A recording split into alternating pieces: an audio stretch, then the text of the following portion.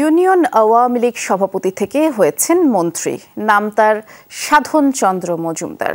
তবে কপাল খুলতে শুরু হয় তার এমপি হওয়ার পর থেকেই। মন্ত্রী হয়ে যেন হাতে জাদুর কাঠি পান, গড়ে তুলেছেন সম্পদের পাহাড়। হলফনামায় উল্লেখ করেছেন তার সম্পদ বেড়েছে ৬,০০০%।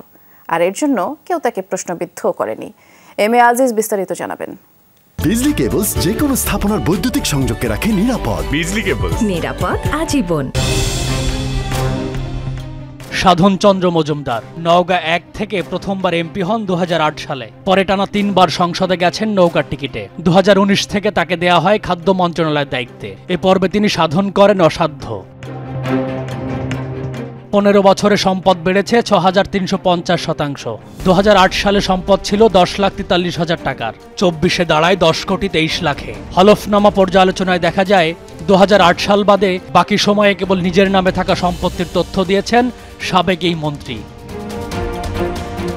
মন্ত্রণালয়ে পরিবারতন্ত্র গড়ে তোলেন সাধন। ভাতিজা রাজেশ মজুমদারকে করেন সহকারী, বসতেন মন্ত্রণালয়ে। পিএস জামাত আবু নাসের বেগ, এপিএস নিজের ছোট মেয়ে তৃণা মজুমদার। পদায়ন বদলীয় বরাদ্দে অনিয়মের সিন্ডিকেট গড়ে তুলেছিলেন বলে অভিযোগ তাদের বিরুদ্ধে। পরিবার ও মন্ত্রণালয় একাকার করে ২০০৮ সালে মাত্র ২.৫ লাখ টাকা থেকে ২০২৪ সালে সাধনের বার্ষিক আয় বেড়ে দাঁড়ায় ৩,৯৪,০০,০০০-এ। কেবল শেয়ার বাজারে আয় দেখিয়েছেন ৩.৫ কোটি টাকা।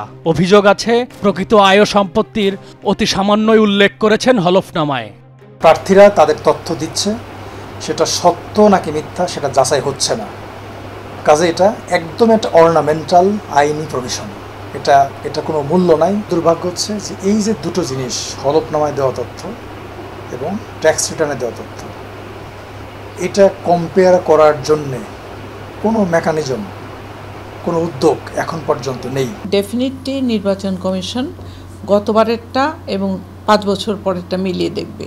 15 বছর তো অনেক পরের কথা। যারাই পাওয়ারে আসছে তারা করাপ্ট হচ্ছে এবং তারপরে তাদের অ্যাবসলিউট পাওয়ার হয়ে যাচ্ছে। কারণ তারা তখন মনে করে আমরা তো ধরা ছোঁয়ার বাইরে, আমরা তো একমাত্র যারা আমাদের নমিনেশন দিয়েছে তাদের কাছে রেসপন্সিবল, তাদের কাছে অ্যাকাউন্টেবল। আমরা তো জনগণের কাছে অ্যাকাউন্টেবল না, কারণ জনগণ তো একবার এমপি হয়ে গেলে 5 বছর মধ্যে তাকে সরাতে পারছে না।